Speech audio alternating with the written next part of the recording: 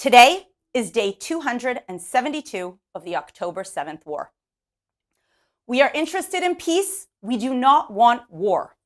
That was the message Lebanon's foreign minister passed on to Israel. Israel is also interested in peace. Israel also does not want war. But Hezbollah fired at least 100 rockets from Lebanon within 1 hour last night. This morning, sirens wailed in 60 locations across Israel, warning of drones incoming from Lebanon. Firefighters are, as I speak, battling blazes caused by Hezbollah's barrages in Israel's north. Because Iran's terror army in Lebanon, Hezbollah, does want war, and they've been fighting that war against Israel for nearly 9 months since October 8th. They launched 5,000 rockets, missiles, and drones at Israel. They forced 60,000 Israelis to flee their homes. Israel's foreign minister replied, "We need to return our residents to their homes. If it is not through a diplomatic solution, it will be through war." Because Israel has no choice. We've had peaceful relations with the people of Lebanon before. We'd like peace with Lebanon right now. But Iran's terror agents want death, destruction, chaos on the backs of innocents in Israel and Lebanon. Politicians in Lebanon this week spoke of the need to cut loose Hezbollah's grip on the state. Hezbollah isn't just entangling Lebanon in its war against Israel, it is blocking Lebanon's presidential election. A popular Lebanese TV host this week outlined her people's tragedy. Lebanon's institutions are powerless, while Hezbollah's Iranian weapons are the only remaining power in the country. She described the people of Lebanon as Hezbollah's hostages, like the passengers on airliners hijacked by Al-Qaeda on 9/11, who faced certain death as weapons in an evil plot to murder innocents. As we've mentioned in the past, Hezbollah fights Israel from behind the people of Lebanon, as in the massive Iranian weapons stockpile that they're hiding in Lebanon's international airport. And we truly hope that Lebanon can take control back from Iran, and that Hezbollah backs off and ends its war with Israel before Israel is forced to end the war. By now, you've heard about the false famine claims and how they were quietly retracted. You heard about the UN. You heard about how the UN couldn't count and hid the numbers showing how much food was actually entering the Gaza Strip. Before the UN manufactures new allegations about Israel blocking food, you should know. For the past 3 weeks, the UN has refused to collect and distribute aid from the main humanitarian crossing, Kerem Shalom. The UN has in part blamed the pause on Gazans hijacking aid, and I'm glad they finally admit that that is happening. But Israel has offered multiple alternatives, including changing the truck routes, changing warehouse locations, changing delivery hours, as well as private security solutions. And for 3 weeks, as aid sits in the hot sun, the UN has done nothing. But wait, there's more. A senior official at the UN's World Food Program, one of the groups playing along with the false famine lies, was asked how they got it so wrong. Did he apologize? Did he make an excuse? No. He had the audacity to say it didn't matter if there was actually a famine. To quote, "It's not the point." Maybe he's right, but not for the reason he thinks. But because there's even more food in Gaza today than before the war that Hamas launched on October 7th. But accountability from the UN might be too much to hope for. Another UN report points out an actual tragedy. In many conflict zones, humanitarian aid distribution can lead to sexual exploitation of aid recipients by aid workers.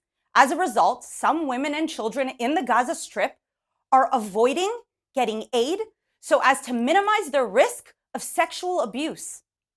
Unfortunately, the UN says that talking about the problem is bad because media attention could lead to uncontrolled political manipulation. So the UN hushes up actual problems like sexual exploitation of Gazan women, because they would look bad, but have no problem amplifying lies against Israel.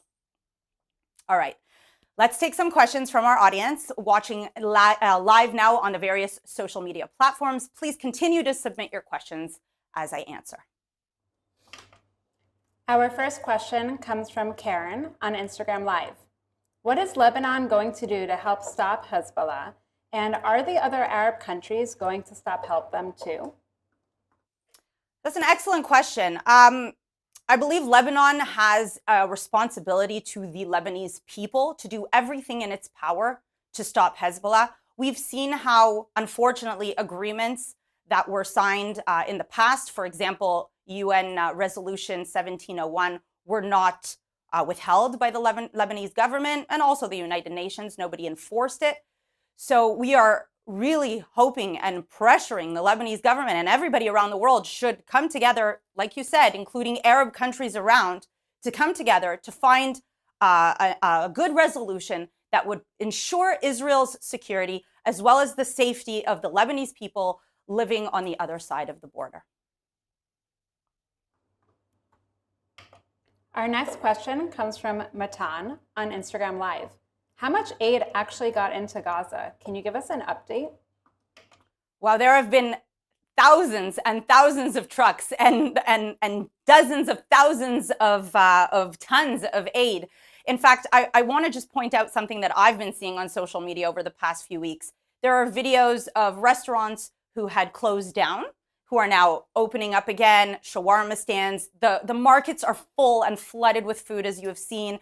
And just yesterday, I saw an image of chicken all over the ground that was just being thrown out to the trash because there is so much food going into Gaza that they don't even know what to do with it. Our next question comes from Jacob, also from Instagram Live. Can you tell me a bit about what happened yesterday in Carmiel? And is it part of the fighting going on with Lebanon?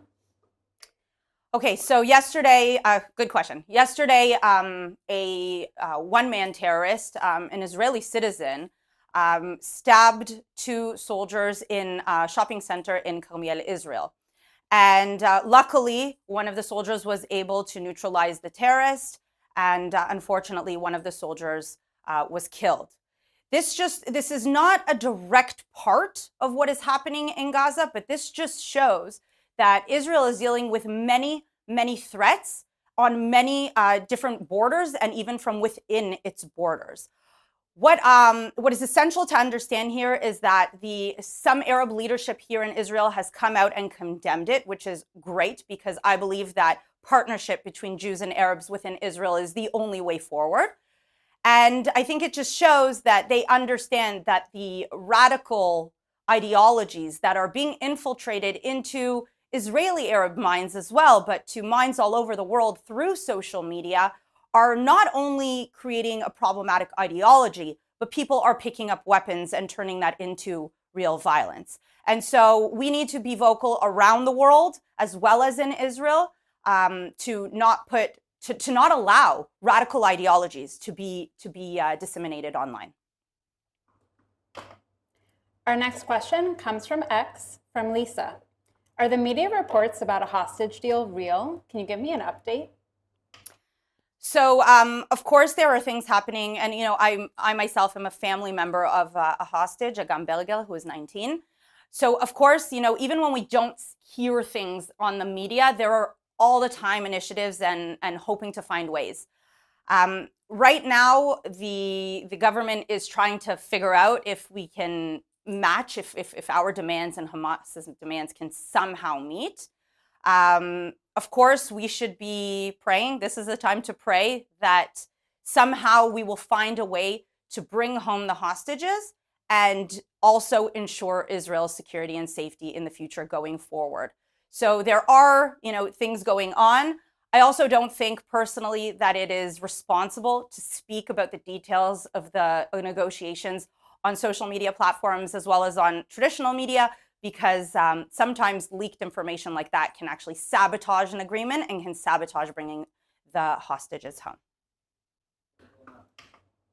Our last question comes from Catherine, and she's wondering about the situation with Egypt. She has two questions. One is, was Egypt complicit in the smuggling of weapons and activities taking place in the tunnels through Rafah? And her second question is, why didn't Egypt open up the Sinai to allow Gaza refugees to enter?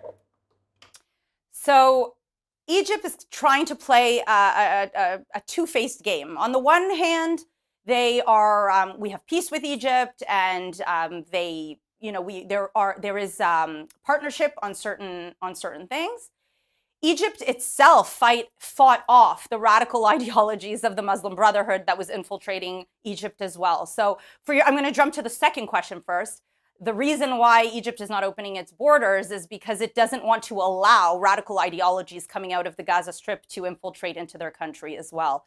But for your first question, I'm not entirely sure at this point which of the following statements is true. Did Egypt actively help smuggle in weapons, or were they just turning a blind eye? In either circumstance, in either situation, of course, Egypt has a responsibility to not allow terrorist organizations, genocidal terrorist organizations like Hamas, to get weapons, because it is very clear why they want those weapons, what is their intention, as we've been seeing over the past 17 years. So it's a tricky question. Time will tell. One day we will know exactly how involved Egypt was. Thank you very much. That's all the time we have today. Make sure you're following us on all the social platforms, and we will see you again tomorrow, 3 o'clock Israel time, 8 a.m. Eastern Standard Time. Have a good day.